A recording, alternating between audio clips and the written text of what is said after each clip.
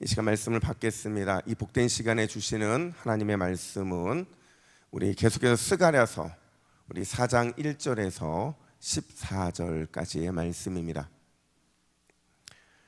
구약성경 스가랴 4장 1절부터 14절까지의 말씀. 오직 나의 영으로 라는 제목으로 말씀을 받겠습니다. 우리 1절부터 14절까지 함께 교독하겠습니다. 내게 말하던 천사가 다시 와서 나를 깨우니 마치 자는 사람이 잠에서 깨어난 것 같더라.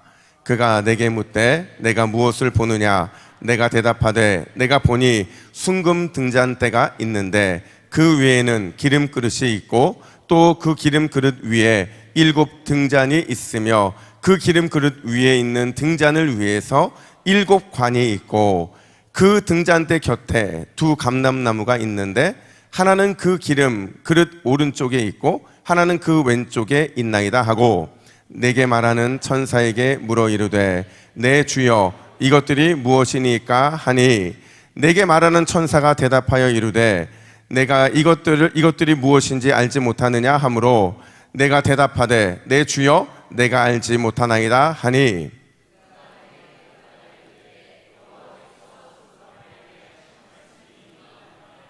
만군의 여호와께서 말씀하시되 이는 힘으로 되지 아니하며 능력으로 되지 아니하고 오직 나의 영으로 되느니라. 큰 산아 내가 무엇이냐? 내가 스룹바벨 앞에서 평지가 되리라. 그가 머릿돌을 내놓을 때에 무리가 외치기를 은총이 그에게 있을지어다 하리라 하셨고 여호와의 말씀이 또 내게 임하여 이르시되 스룹바벨의 손이 이 성전의 기초를 놓았은즉 그의 손이 또한 그 일을 마치리라 하셨나니 만군의 여호와께서 나를 너희에게 보내신 줄을 내가 알리라 하셨느니라. 작은 일의 날이라고 멸시하는 자가 누구냐? 사람들이 스룹바벨의 손에 다름줄이 있음을 보고 기뻐하리라. 이 7은 온 세상에 두루 다니는 여호와의 눈이라 하니라. 내가 그에게 물어 이르되 등잔대 좌우에 2 감람나무는 무슨 뜻이니까 하고 다시 그에게 물어 이르되 금 기름을 흘리는 2 금관 옆에 있는 이 감람나무 2 가지는 무슨 뜻이니까 하니 그가 내게 대답하여 이르되 내가 이것이 무엇인지 알지 못하느냐 하는지라. 내가 대답하되 내 주여 알지 못하나이다 하니 이르되 이는 기름 부음 받은 자 둘이니 온 세상에 주 앞에 서 있는 자니라 하더라. 아멘. 여러분 이런 말이 있어요. 신앙생활은 독백이 아니라 대화입니다. 여러분 이 말에 동의하세요? 예, 맞아요. 여러분 신앙생활은 절대로 독백이 아닙니다. 그러니까 독불장군처럼 혼자 할 수 없는 게 신앙생활이에요. 늘 대화를 전제로 하는 게 신앙생활이죠. 그럼 우리가 누구와 대화를 해야 될까요? 성도들끼리 대화하지만 근원적으로 누구와 대화가 이루어져야 돼요? 예, 하나님과의 대화가 이루어져야 돼요. 예수님과 대화해야 되고요. 성령님과 대화하는 사람이 건강한 신앙생활을 하는 겁니다. 제가 일전에 이런 말씀을 드렸어요. 성경에는 느낌표도 없고 쉼표도 없고 맞춤표도 없고 음음표도 없다. 여러분 그 이유가 뭐라고 제가 말씀을 드렸죠? 기억 안 나시죠? 저만 기억하는 거. 제가 뭐라고 말씀드렸냐면 성경에 왜 느낌표, 쉼표, 맞춤표, 음음표 이런 문장 부호가 없냐면요, 하나님의 마음으로 하나님과 대화하며 읽기를 원하시기 때문에 성경에는 이런 문장 부호가 없는 거예요. 다시 말하면 이런 거죠. 이 말씀은 느낌표를 넣어서 감탄하라고 주시는 말씀이구나. 이 말씀은 단단하게, 그러니까 단호하게 마침표를 찍으라고 주시는 말씀이구나. 이 말씀은 잠시 멈추라고 쉼표를 주시는 말씀이고 스스로 자문해 보라고 음음표를 주시는구나. 이렇게 말씀하시는 하나님과 읽는 우리와의 대화를 요구하고 있는 게 바로 하나님이 주시는 말씀이라는 겁니다. 제가 오늘 본문을 묵상하면서 하나의 음음표가 생겼어요. 어떤 음음표냐? 여러분 5절 상반절 말씀 같이 읽어볼까요? 같이 있습니다. 시작. 내게 말하는 천사가 대답하여 이르되 내가 이것들이 무엇인지 알지 못하느냐 하므로. 우리 13절 상반절도 같이 있습니다. 시작. 그가 내게 대답하여 이르되 내가 이것이 무엇인지 알지 못하느냐 하는지라. 여러분, 이 두 개의 말씀을 접하면서 어떤 느낌이 드세요? 분위기가 좋아 보입니까? 별로 안 좋아 보이지 않아요? 내가 이것들이 무엇인지 알지 못하느냐. 이게 어떤 느낌이에요? 뭔가 이렇게 뭐 야단치는 듯한 분위기잖아요. 근데 사실은요, 여러분, 우리가 지난주까지 4개의 환상을 살펴봤는데 이 4개의 환상을 살피는 가운데 이 스가랴하고 천사하고 오가는 대화들을 보면 너무나도 자연스럽게 서로 친근하게 대화를 합니다. 4번의 환상 속에 나타나는 이 대화 속에는 매우 친근함이 있고 친절함이 있고 부드러움이 있는데 갑자기 5번째 이 환상 속에 나타나는 주님의 반응은 굉장히 야단치는 듯해요. 마치 이런 것 같죠? 너 진짜 몰라? 그러고도 네가 선지자야? 이렇게 말씀하시는 것처럼 느껴진다라는 거죠. 여러분, 그 이유가 뭘까? 왜 갑자기 야단치는 듯이 이렇게 말을 하고 있는 걸까? 근데 사실 여러분, 이거는요, 야단치는 게 아니에요. 야단치는 게 아니고 강조를 하는 겁니다. 그러니까 강조를 하기 위해서 센 표현을 쓰고 있는데 이런 거예요. 야, 스가랴야, 너 잘 봐. 너 지금부터 보는 거 하나라도 놓치면 안 돼. 네가 보고 있는 건 아주 중요한 거야. 지금 주님이 그렇게 말씀을 하고 계신다라는 거죠. 그렇다면 여러분, 오늘 이 5번째 환상이 이렇게 중요한 이유가 뭘까?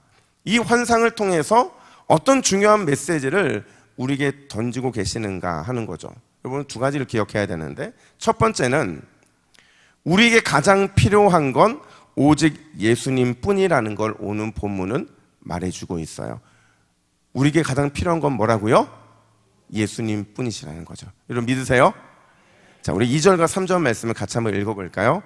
우리 화면 보시고 2절과 3절 같이 읽습니다. 시작. 내가 보니 순금 등잔대가 있는데 그 위에는 기름 그릇이 있고 또 그 기름 그릇 위에 7 등잔이 있으며 그 기름 그릇 위에 있는 등잔을 위해서 7 관이 있고 그 등잔대 곁에 2 감람나무가 있는데 하나는 그 기름 그릇 오른쪽에 있고 하나는 그 왼쪽에 있나이다 하고. 아멘. 스가랴의 눈에 딱 들어온 건 2개였어요. 하나는 등잔대, 금 등잔대였고요. 또 하나는 뭐였을까요? 예, 감람나무 2 그루가 눈에 딱 들어오는 겁니다. 근데 여러분, 가만히 보니까요, 지금 스가랴가 다 아는 것들이거든요. 이 금 등잔대도 알고 감람나무 2개의 그루도 알고 있는 건데, 가만히 보니까 그 스가랴가 알고 있었던 금 등잔대가 아니더라는 거예요. 여러분, 원래 스가랴가 알던 금 등잔대는 어디에 있어야 돼요? 예, 성소에 있어야 되죠. 성소에. 그죠? 그러니까 성소에 있어야 되는 겁니다. 어떤 모양을 해야 되느냐? 자, 화면을 보세요. 바로 이 모습이거든요. 그러니까 이게 성소에 있는 금잔대인데 이걸 메노라라고 부릅니다. 근데 이게요, 여러분, 이 모양이에요. 우리가 성소, 그러니까 성막에서 유일하게 빛을 내는 게 뭐예요?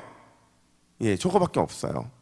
저것만 유일하게 빛을 내는 건데 지금 이 메노라가 환상에서 달라 보이는 겁니다. 어떻게 달랐느냐? 그 다음 그림 보여주실까요? 이렇게 다른 거예요. 희한하죠? 지금 성소에 있어야 되는 저 메노라가 성소에 있지 않고 저게 꺼내져 있는 거죠. 3가지 면으로 다른데 첫 번째가 뭐냐면 기름 그릇의 위치예요. 여러분, 원래 그릇에 기름을 부으려면 기름이 이렇게 올라와서 태워줘야 되거든요. 이게 기본 원리예요. 근데 지금 저건 어떻게 되어 있냐면 위에 접시 같은 거 하나 보이시죠? 거기에서 기름이 내려옵니다. 내려오는 거예요. 이게 첫 번째로 다른 이유고요. 2번째는 뭐냐면 내려올 때 이 관 보이시죠? 이 관이 원래는 이 한 줄기마다 하나씩 내려와요. 저것처럼 내려와야 되거든요. 근데 그림을 그릴 수 없을 만큼 많이 내려와 있어요. 몇 개냐? 49개의 관이, 그러니까 이 불타오르는 촛대 하나당 7개씩이 다 관이 내려오고 있는 거예요. 여러분, 하나가 내려와야 되는데 7개가 내려온다는 건 무슨 말일까요? 내려오는 기름의 양이 많다는 거예요. 기름의 양이 많다는 건 또 뭘 의미해요? 여기에 불을 붙이면 불이 더 환하다는 거죠. 심지어 지금 7이라는 숫자가 강조되고 있는 거 보이시죠? 근데 7에 또 7이에요. 그래서 49개거든요. 그만큼 더 밝은 빛을 비춘다는 의미인데, 마지막으로 보면 기름을 공급하는 이 방식인데요. 여러분, 원래는요, 아까 봤듯이 제사장이 기름이 떨어지지 않도록 늘 와서 그 기름을 잘 부어서 계속 타오르게 했어요. 근데 이 환상을 보면 지금 기름이 어디랑 연결되어 있어요? 그죠? 감람나무랑 연결이 되어 있는 거예요. 그냥 직접 거기에서 기름이 막 연결되어 있는 거죠. 이렇게 되면 여러분, 제사장이 기름을 부을 필요가 있어요, 없어요? 없다는 거예요. 이게 무슨 얘기냐면 기름 떨어질 일이 있다 없다? 없다는 거죠. 계속 타오른다는 거예요. 자, 그러면 자 보세요. 중요한 건 지금 이 스가랴가 보고 있는 이 금 등잔대가 뭘 의미하느냐 하는 게 굉장히 중요합니다. 여러분, 우리가 보통 금 하면 뭐가 떠올라요? 순결이 떠오르고 영광이 떠오르고 또 존귀함이 떠오릅니다. 이게 금초대인 거예요. 또 감람나무에서 직접 기름이 공급되잖아요. 영원히 꺼지지 않는 불을 의미하는 겁니다. 심지어 그 불의 빛이 7의 7배인 49개의 관을 통해서 완벽하게 어둠을 비춰요. 여러분, 이게 과연 뭘 상징하는 걸까요? 이걸 이해하려면 요한복음 8장 12절을 보셔야 되는데, 우리 요한복음 8장 12절 말씀 같이 읽습니다. 시작. 나는 세상의 빛이니 나를 따르는 자는 어둠에 다니지 아니하고 생명의 빛을 얻으리라. 아멘. 자, 질문합니다. 여러분, 스가랴가 보고 있는 이 금초대 누구라는 거예요? 누구라는 거예요? 예수님이라는 거예요. 그러니까 스가랴는 지금 환상 속에서 절대 꺼지지 않는, 그리고 생명의 빛을 영원토록 비춰주고 계시는 바로 그 예수님을 보고 있더라는 거죠. 그럼 아주 중요한 질문인데요. 왜 예수님은 이 금 등잔대의 모습으로 스가랴 앞에 나타난 것일까? 왜 금잔대의 모습으로 나타난 것일까? 그 이유는 뭐냐면요, 여러분, 이게 지금 빛을 비춘다고 그랬잖아요. 그만큼 지금 예루살렘 공동체가 깊은 어둠 가운데 있다는 거예요. 아주 깊은 어둠 가운데 있다는 겁니다. 영적인 침체를 경험하고 있고, 영적 우울함을 경험하고 있고, 심지어 영적으로 완전히 모든 것들이 다 완전히 깔아앉은 그런 상태를 경험하고 있는 게 예루살렘 공동체였다는 거예요. 그래서 메노라에서 비추는 이 7개의 빛으로는 도저히 감당할 수 없을 만큼 깊은 어둠 가운데 있어서 그의 7배인 49개의 빛을 비춰야 할 정도로 너무나도 깊은 어둠 가운데 있었다라는 겁니다. 그렇다면 여러분, 왜 예루살렘 공동체의 마음, 그들의 영혼, 그들의 삶이 이렇게 어두웠던 것일까? 이렇게 한번 표현해 볼게요. 제가 한 8년 된 것 같아요. 제가 신방을 갔는데, 보통 여러분 신방을 가면 목회자들이 그 집에 딱 들어가는 순간 약간 느끼는 게 있어요. 뭐 정확하지는 않지만 딱 느껴지는 게 있습니다. 이 집안의 영적인 분위기가 느껴지고, 이 집안에 어떤 지금 문제가 있는지 이런 것들이 조금 느껴지는 게 있어요. 이거는 신방하는 사람만 아는 거거든요. 근데 제가 그날도 신방을 딱 가서 문을 딱 열고 들어갔는데 잘 사는 집이었어요.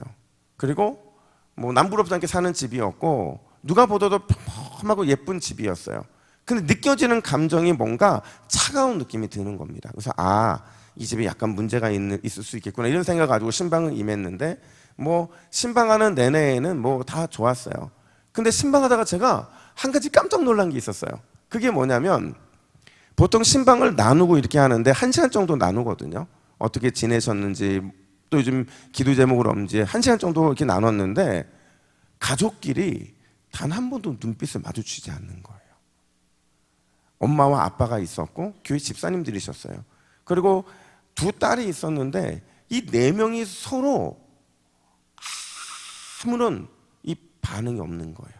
그냥 물어보면 아빠가 대답하고, 물어보면 엄마가 대답하고, 애들은 잘 건드리면 안 되니까 질문 안 하고, 그렇게 해서 시간을 보냈는데, 이제 잘 나누고 예배를 드리고 이제 말씀을 선포하고 제가 이제 기도하려고 하는데, 갑자기 아내 집사님이 뭐라고 말씀하시냐면 이렇게 말하는 거예요. 목사님, 이 말씀은 우리 첫째가 꼭 들어야 될 말씀이네요. 딱 이 말이 떨어지자마자 첫째가 엄마를 탁 째려봤어요. 그래서 뭐라고 얘기했냐면, 엄마나 잘해, 짜증나게 하지 말고.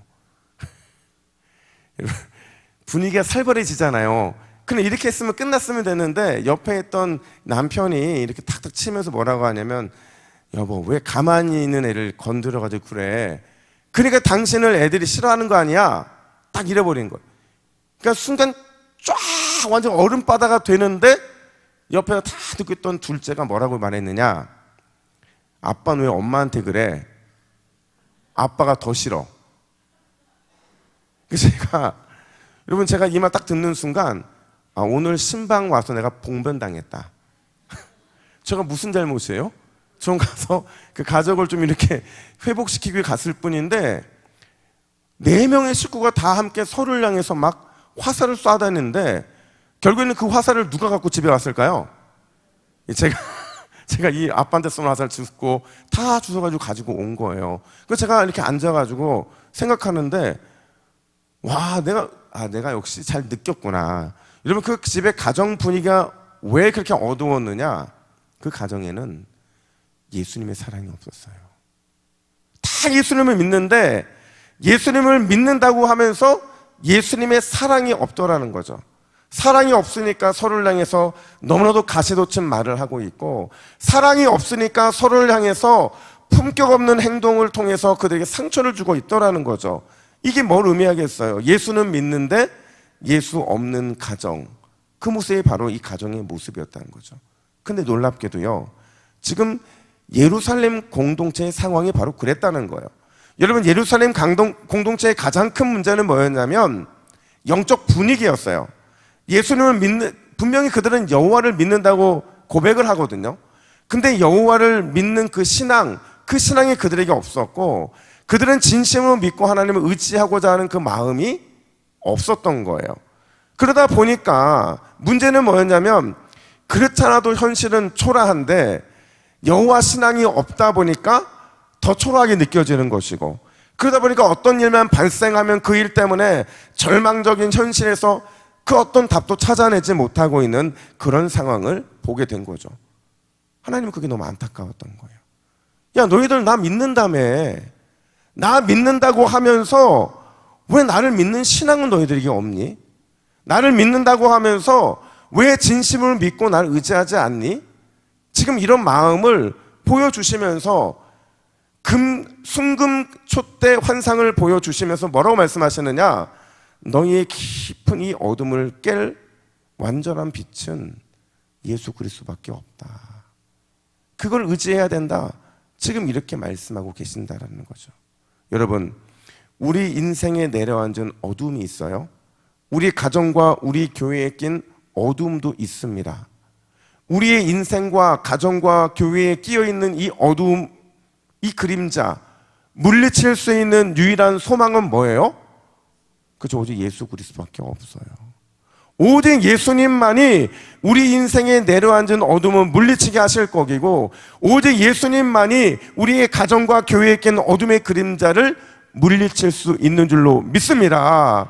여러분, 우리가 예수님의 이름을 부르잖아요. 우리가 찬양할 때도 예수의 이름을 불렀잖아요.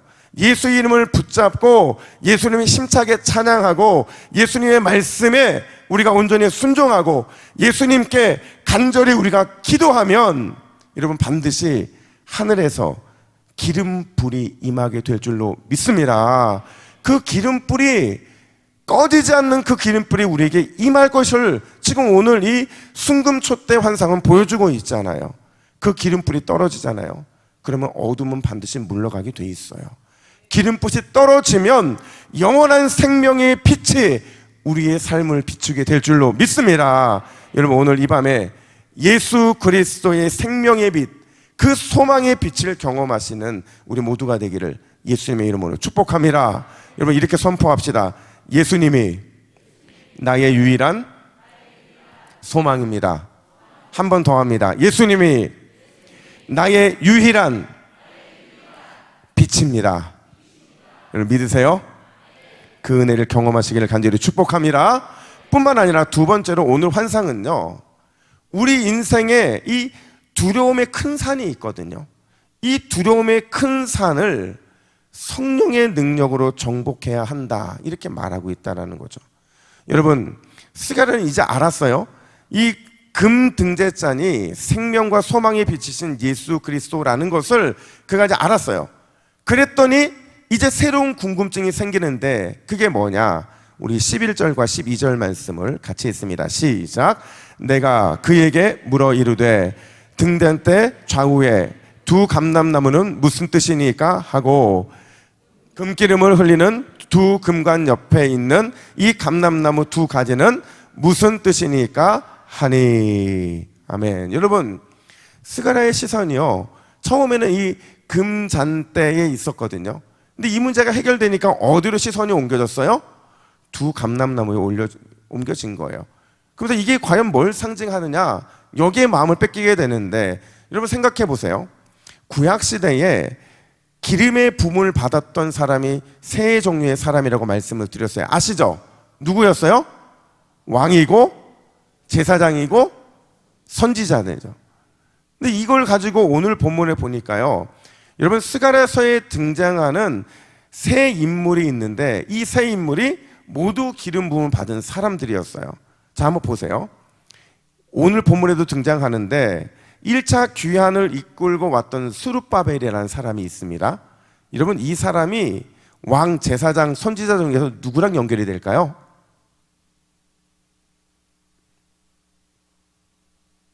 왕이랑 연결이 돼요. 왜 왕이랑 연결이 되냐면요, 여러분 스룹바벨은요 남유다의 왕이었던 여호야긴의 손자예요.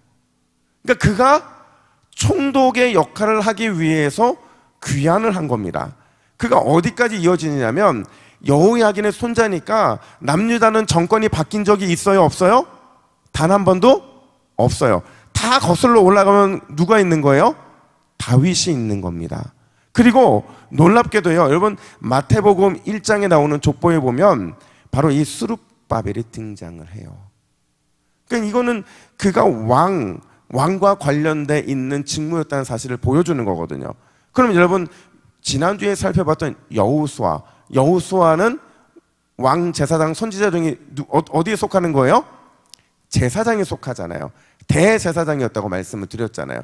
그러면 하나 없죠. 선지자가 없잖아요. 그죠? 근데 이 선지자가 있어요, 없어요? 있어요. 누가 선지자예요? 지금 이 8가지의 환상을 보고 있는 스가랴가 바로 이 선지자라는 거죠. 그럼 자 보세요. 정리하면요, 이 두 감람나무, 두 올리브 나무는 누구를 상징하느냐? 하나님께 기름 부음 받은 예루살렘 공동체를 의미하는 거예요. 이걸 오늘날로 표현하면 하나님께서 기름 부어 세우신 교회를 상징하고요, 하나님께서 기름 부어 세우신 성도들을 상징한다라는 거죠. 근데 중요한 건 뭐냐면 기름 부음 받은 예루살렘 공동체, 기름 부음 받은 교회와 성도들이 언제나 사탄의 공격의 대상이 되고 있다라는 거죠. 여러분 오늘 말씀은요, 지금 스룹바벨이라고 하는 이 총독, 왕의 역할을 감당해야 될 이 사람에 대한 엄청난 핍박과 엄청난 공격이 가해지는 상태에서 주어진 말씀이에요. 지난주에는 제사장 여호수아가 엄청난 공격을 받았잖아요.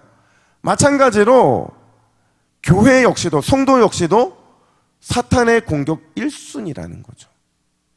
그래서 여러분 7절에서 보면 하나님의 기름 부음 받은 자를 공격하는 대상을 뭐라고 부르느냐?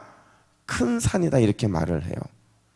근데 여러분 안타까운 건 뭐냐면요, 이 큰 산을 이길 힘이 우리에게는 없다라는 거예요. 산은 엄청나게 큰데 엄청난 공격을 쏟아붓는데 우리는 이길 수 없더라는 거죠.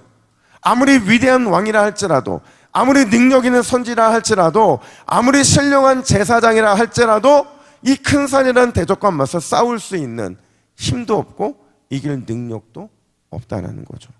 그럼 우리가 어떻게 이 대적과 싸워 승리할 수 있는가? 우리 6절 말씀을 볼까요? 6절 말씀, 우리 전무도 잘 하실 말씀인데 우리 함께 읽습니다. 시작. 만군의 여호와께서 말씀하시되 이는 힘으로 되지 아니하며 능력으로 되지 아니하고 오직 나의 영으로 되느니라. 아멘. 한번 따라해 볼까요? 힘으로 되지 아니하며 능력으로 되지 아니하고 오직 나의 영으로 되느니라. 할렐루야. 여러분, 이 말은 뭐냐면요, 힘으로 나가 싸우지 말라는 거예요. 너희 힘으로 나가 싸우지 말라는 거죠. 너희의 능력으로 나가 싸우지도 말라는 거예요. 오직 뭘로 싸우라는 거예요? 이 하나님의 영, 그분이 누구예요? 성령으로 싸우라는 거죠. 그러면 어떤 결과가 나오느냐? 우리 7절 말씀 보세요. 같이 읽습니다. 시작. 큰 산아 내가 무엇이냐? 평지가 되리라. 은총이 그에게 있을지어다. 아멘. 큰 산아 내가 무엇이냐? 내 힘으로 내 능력으로 나가면 이런 말 할 수 없는데, 오직 성령의 능력으로 나아가면 큰 산아 내가 무엇이냐? 네가 평지가 될 것이다. 은총이 너에게 임해서 그 역사를 이룰 것이다.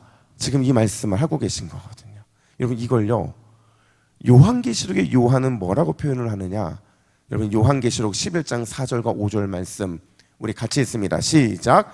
그들은 이 땅에 주 앞에 서 있는 두 감람나무와 두 촛대니 만일 누구든지 그를 해하고자 하면 그들의 입에서 불이 나와서 그들의 원수를 삼켜버릴 것이요, 누구든지 그들을 해하고자 하면 반드시 그와 같이 죽임을 당하리라. 아멘. 무슨 말이냐면요, 지금 스가랴가 본 환상을 약 600년이 지난 이후에 누가 보고 있다는 거예요?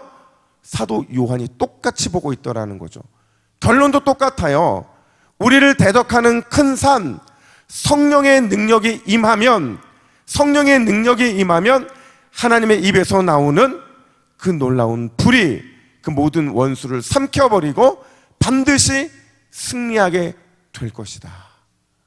그러니까 우리의 힘 의지할 필요가 없다는 거예요. 우리의 능력 의지할 필요가 없다는 거예요. 오직 뭐만 의지하라고요? 주의 성령만 의지하라.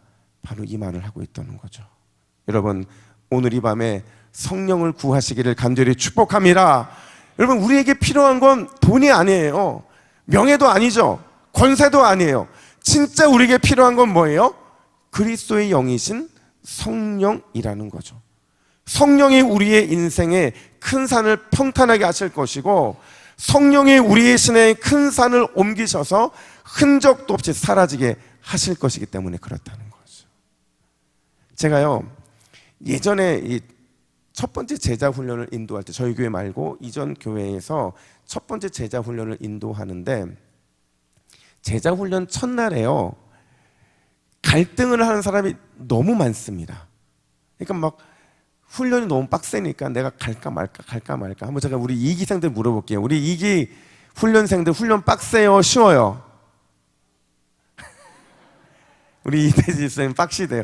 여러분, 이태지 집사님 빡시다고 하면 빡센 거예요, 안 빡센 거예요? 진짜 빡센 거예요. 저분이 빡세만 하시는 분이 아니거든요. 근데 이런 빡센 게 있으니까 그냥 이 교회까지 차를 몰고 와서 차에 앉아 있다가 시간 될 때까지 가만히 있는 거예요. 내가 가야 되나 말아야 되나 가야 되나 이러고 고민을 하는데, 또 어떤 분은요 그렇게 제자 훈련을 사모합니다.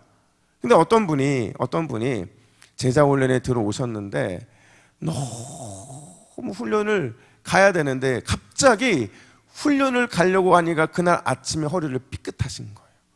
근데 그냥 삐끗한 게 아니라 움직이지 못할 만큼 삐끗한 거예요. 그래서 집에 이렇게 누워 있는데 아침부터 저녁까지 병원 갔다고 다 했는데도 아무 소용이 없는 거예요. 너무 아파가지고 뭐라고 기도했냐면 이렇게 기도했대요. 하나님, 저 진짜 제자 훈련 받고 싶어가지고 몇 년을 기다렸는데 저 첫날부터 이러면 제가 어떡합니까? 저 진짜 가기를 원한다고 막 울면서 기도했대요. 울면서 막 기도하는데 갑자기 뭔가 이렇게 뜨거운 게 몸으로 확 들어오다는 거예요. 몸으로 뭔가 진동이 왔어요. 뭔가 확 들어오는데 그게 갑자기 허리로 확 오길래 본인은 야, 이게 내가 너무 뜨겁게 허리 찜질을 하는 거구나 이 생각을 했대요. 근데 그게 아니고 이게 그분의 간증이에요. 갑자기 허리가 힘이 생겼대요. 그러더니 딱 일어났는데 아무렇지도 않더라는 거예요. 그래서 훈련에 와가지고 이 간증을 하는데, 여러분 그날 훈련이 분위기 어땠을 것 같아요? 너무 은혜를 사모하는 거예요. 여러분 지금 이 뜨거운 성령의 불을 경험한 사람이 그 자리에 와 있잖아요. 그러니까 얼마나 그게 막 기대가 됐겠어요. 그래서 그날 첫날 이 훈련을 하는데 모두 다 은혜를 받고 정말 간증을 하는데 막 이 간증이 막 우리 간증했으면 좋겠다는 생각이 들 정도로 그런 마음들이 있었어요. 여러분 제가요 오늘 저기 앉아서 찬양하고 기도하면서 저한테 이런 마음이 있었어요. 하나님, 오늘 예배하는 사람 중에서 딱 한 사람에게만 성령의 불 좀 부어주세요. 그러면 접지되면 우리 모두에게 불이 연결될 것 같다는 생각이 들었어요.